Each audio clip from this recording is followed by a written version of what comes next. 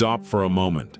Think of everything you know about yourself. Your name, your history, your personality, the things you are proud of, the things you are ashamed of, the patterns you cannot break, the fears you cannot explain, the story you tell yourself about who you are and why you are that way.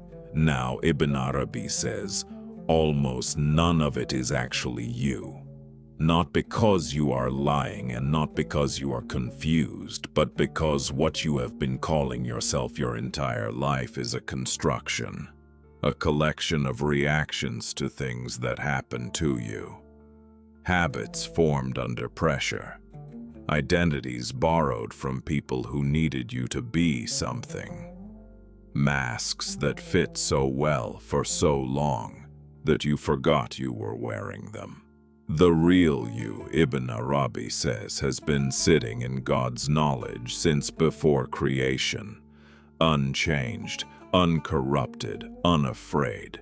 And the most disturbing part is that God knows this version of you better than you have ever known yourself.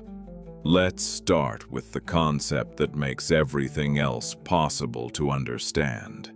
Ibn Arabi in the Futuhat al-Makkiyah introduces a term, Ayan al-Thabita, your immutable essence, your fixed identity in the knowledge of God. Before you were born, before your parents met, before this world existed, there was already a you in the knowledge of God. Not a soul waiting to be assigned a body. Something more precise than that.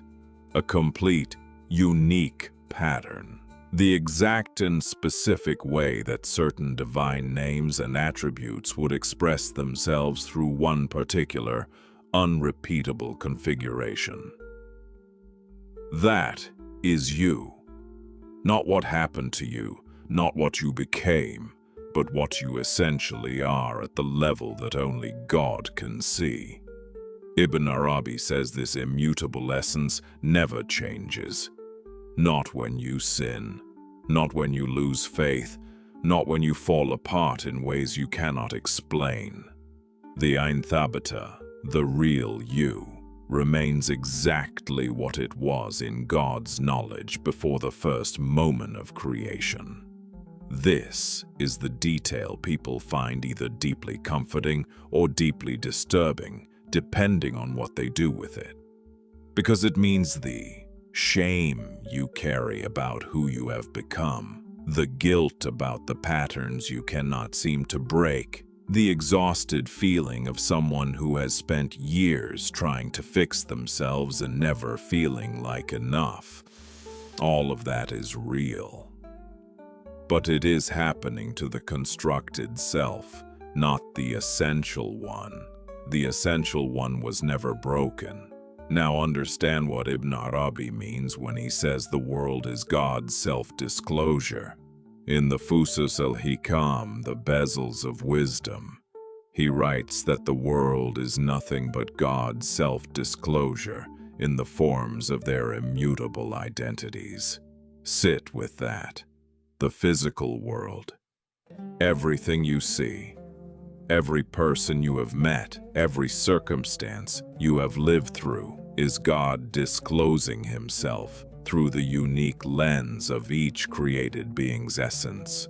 You are not a creature trying to find God. You are the specific way God chose to be known through your particular, unrepeatable pattern. The entire arc of your life, every experience, every loss, every moment of clarity, is the process of your constructed self, gradually becoming transparent enough for your essential self to show through. Here is where the discovery becomes uncomfortable. Ibn Arabi says the constructed self, the one you have been identifying with, does not actually exist in the way you think it does. It is not a fixed thing. It is more like a river, something that looks continuous and stable from a distance, but up close is never the same water twice. The you of 10 years ago, the thoughts you had, the fears you carried, the version of yourself you defended so fiercely. Where is that person now? They are gone, replaced moment by a new configuration of the same patterns. Ibn Arabi calls this Tajdid al-Khalq, the perpetual renewal of creation. Every single moment God is creating you from scratch. The you that existed one breath ago does not exist anymore. What feels like continuity, your sense of being the same person you were yesterday, is a story the mind tells itself to make sense of a process that is actually, moment by moment, new. Al-Ghazali approaches the same reality from a different direction in the Ayan. He says the human being spends most of their life defending an identity that God never gave them. What God gave you, your al-Thabita, your essential nature, requires no defense. It cannot be threatened, it cannot be diminished, it cannot be taken from you by any circumstance in this world. What requires defense, what collapses under pressure, what needs constant maintenance and validation, is the constructed self, the one built from other people's opinions, past experiences, accumulated fear.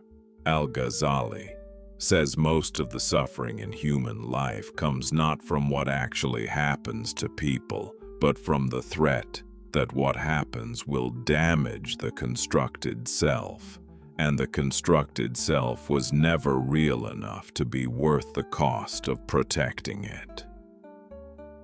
Ibn Arabi's most precise and most disturbing teaching on identity comes from a question he poses in the Futuhat.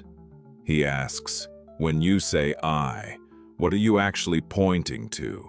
Not philosophically, literally right now in this moment. When you say I, are you pointing to your body? Your body is changing continuously. The cells replacing themselves, the weight shifting, the age accumulating. In 7 years, almost no physical material in your body is the same as it was. Are you pointing to your thoughts? Your thoughts are the least stable thing about you, arising and dissolving dozens of times per minute, none of them chosen by a you that exists before them. Are you pointing to your history? Your history is a story constructed after the fact from selective memory, and memory itself changes every time it is accessed. Ibn Arabi asks, what exactly is the I that is pointing? And his answer is that the I that is pointing is the al-Thabita, the immutable essence, the only actual stable thing in your entire experience, which means the real you is not the one you have been trying to improve. It is the one doing the trying. Here is what this means practically. Every spiritual practice in the Islamic tradition, prayer, fasting, dhikr, tawbah, is not designed to fix the constructed self.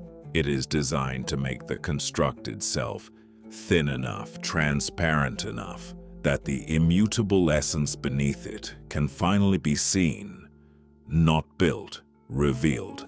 The work is not addition, it is subtraction. Not becoming something you are not, but returning to something you already are and have always been. Ibn Arabi ends this line of thinking with something that reorganizes everything. He says, Man arafa nafsahu, faqad arafa rabbahu. Whoever knows themselves truly knows their Lord. This is not a motivational phrase. It is a precise, metaphysical statement. The real you, the al-Thabita, is the specific way that God chose to be known through your existence.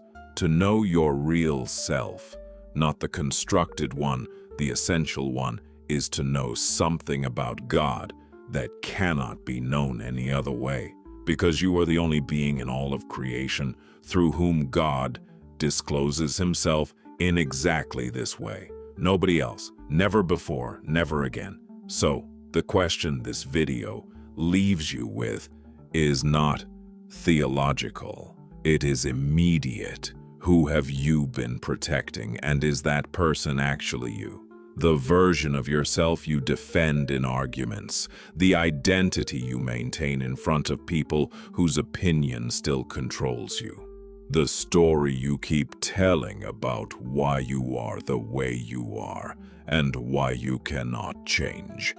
Ibn Arabi would ask, is that the al-Thabita, or is that the construction?